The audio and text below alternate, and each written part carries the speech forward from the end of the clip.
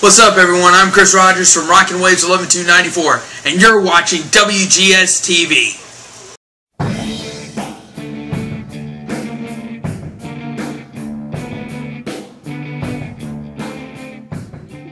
Welcome to another installment of WGS-TV right here on YouTube.com/WrestleGamer.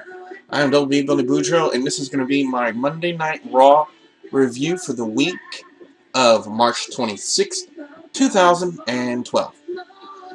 How shockingly that we actually opened up a Monday Night Raw with a match. When 95% of the time when we watch Monday Night Raw, they always open it up with a promo. So it's kind of off kilter that we actually see a match to open up the show. But it was a very decent tag match between Daniel Bryan and Kane taking on Sheamus and Randy Orton. Again, taking two matches. You know, they've done this before, combining two matches, in a sense. You know, Daniel Bryan and Sheamus, Randy Orton and Kane, making it into a tag match to kind of give everybody a preview of what to expect, expect at WrestleMania with these two matches. I thought it was a really great match. Very wonderful way to open up Monday Night Raw, with, of course, with Daniel Bryan and Kane getting the win over Sheamus and Randy Orton. I thought it was a really great match. So I'm going to go ahead and give it a 4 out of 5. And then we have, again, Team Teddy versus Team Johnny.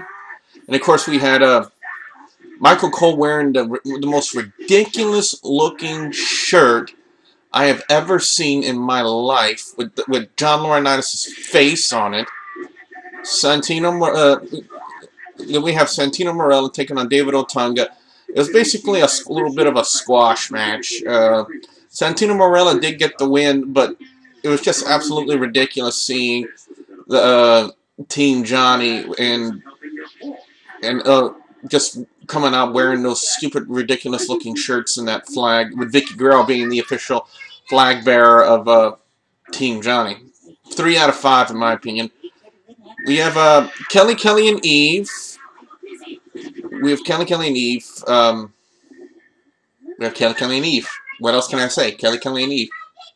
Yeah! Kelly and Eve, they're okay to look at. Talent-wise, I don't know. 2 out of 5.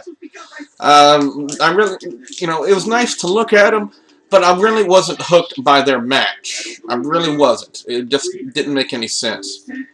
Then we had we were supposed to have a match with CM Punk and Christian, the returning Christian, and, well, then we had Jericho come out and, he cut on the Titantron, he cut another promo, and, talking about CM Punk's his father, CM Punk's sister, saying that his mother was nothing wrong with them except the fact that his father and mother got married the day after he was born, which gives him makes him the legitimate definition of a bastard. And then next, we had CM Punk just work over Christian, just beat the ever-loving crap out of him. And now, next thing we know, Christian has re-injured his neck and is no longer a part of WrestleMania and will not be cleared to be on Team Johnny. So, I'm going to give the beatdown a 4 out of 5. I thought it was a really good beatdown. CM Punk and Christian really pulled that off well. Really nice spots. Especially with the kick. When he did the kick and Christian bounced, or rebounded in a sense, off the announce table, I thought that was a really good spot. I don't know if that was a spot or if that was accidental. I don't know, but it still came off wow. So, 4 out of 5 on that one. Then we have Brodus Clay and Heath Slater. Now, for those of you who saw my SmackDown review, I've already made my feelings known about where they're going with the Brodus Clay gimmick. But the Studley Man Ashley on Skype kind of brought something up to me that they could possibly be doing. Now, as of late, we've been seeing these promos for Lord Tensei, who is A-Train, Giant Bernard, Prince Albert, for those of you who are living under a rock. But we've been seeing those promos for Lord Tensei. So, what he brought up to me was, what if they're building up Brodus Clay all this time, you know, by having to have these squash matches, and then bring in Lord Tensei to feud with Brodus Clay. You know, it's possible. It's possible they could be doing that. As far as the squash match is concerned, again, just, you know, 3 out of 5, just to see the dancers. 3 out of 5. We have Big Show and Epico. Yeah, Big Show and Epico. One half of the tag team champions. Why isn't the tag team championship, why isn't the tag team division more legitimate in the WWE? I'll never know.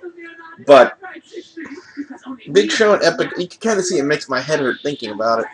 Because, you know, it was without a doubt Big Show actually owned Epico, and Primo decided to get involved into it.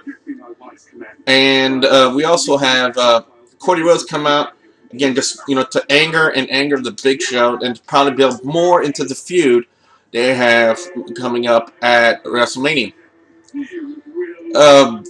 3 out of 5, because basically I thought, you know, even though the match was kind of blasé, Cody Rhodes coming out to try to add fuel to the fire actually made it a little bit more interesting. But you want to talk about something that was just totally uninteresting in a sense, and interesting at the same time. Mark Henry and the Great Khali. Yeah, you heard me right. Mark Henry and the Great Khali. Now, what was the purpose of this segment? This whole match and segment was the fact to, one, introduce Christian's replacement on Team Johnny, which was Drew McIntyre. I told that to Ashley. I kind of figured we would see that, but you kind of thought, yeah, that ain't gonna happen. But then next up, we needed a Team 6, for the 6th member for Team Teddy. Now, they already had all the members of Team Johnny come out after Mark Henry defeated the Great Khali, and John Lawrence has Teddy Long in there. And they were kind of trying to block off access to Team Teddy. Of course, we had R-Truth come out there. We had Santino Marella come out there. Kofi Kingston did a freaking Spider-Man leap over the entire group and tried to get in the ring, and then he got caught by Mark Henry, and he got the World's Strongest Slam for his effort. And then we finally saw who the final member was going to be. Booker T. Booker T, you know, the guy who has to stare at his hand to get motivation. Booker T is going to be the 6th member because he came in there and worked over Mark Henry, gave him the axe kick, and saved Team Teddy. And to thank him, Teddy Long invited him to be a part of Team Teddy, and he agreed. So now we know all the members, and well, I'm not going to give you guys a hint. There's a possible returning superstar who's going to be coming to join Team Johnny at WrestleMania. That's all I'm going to give it to you. And then next up, of course. By the way, the whole segment with Mark Henry, Great Khali, and Booker T and all that stuff, I'm going to give it a 4 out of 5. I thought it was kind of entertaining. I wasn't expecting Booker T to jump off a commentary, beat the ever-loving crap out of Mark Henry, and join Team Teddy. But I thought it was really well done. 4 out of 5. Now we have John Cena and The Rock. John Cena and The Rock. I thought it was an okay way to kind of build up their final feelings towards each other going into their big WrestleMania match. I thought the segment was really well done. Cena was really good. They had a lot of good spots in the segment. I really thought that they did a good job. Really good job.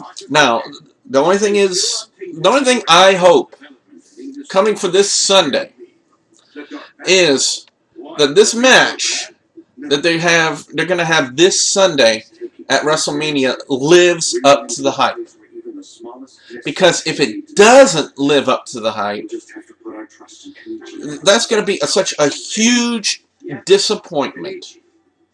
Because they put a lot of effort into Cena and The Rock. They put a lot of time into it, over about a year.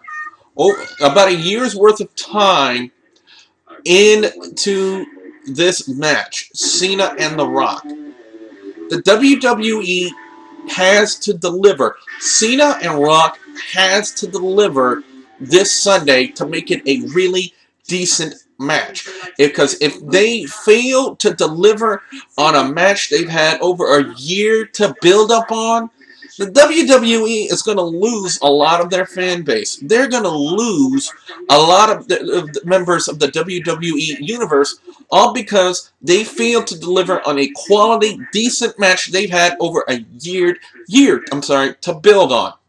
The WWE better deliver. Cena and Rock better deliver, or they will.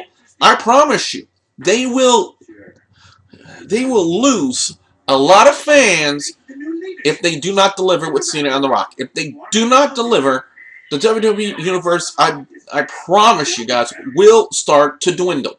They will start to dwindle. They will lose a lot of fans. Me being one of them. Well, maybe not so much, but still. You know, they cannot afford to lose a lot of their fans by coming up in a really crap match with Cena and The Rock. So, needless to say, you know, it was a great way to end Monday Night Raw. I thought it was a great promo with Cena and The Rock to hype up their match even more. But, again, with all the hype they put into it, it won't mean a damn thing if they don't deliver a quality match this Sunday. So, I'm going to go ahead and... I know a lot of people are probably going to criticize me about this because I've always been kind of hypocritical about The Rock. But I'm going to go ahead and give the final segment a 5 out of 5 because it was actually a really decent promo for these two who have been known to have really great mic skills.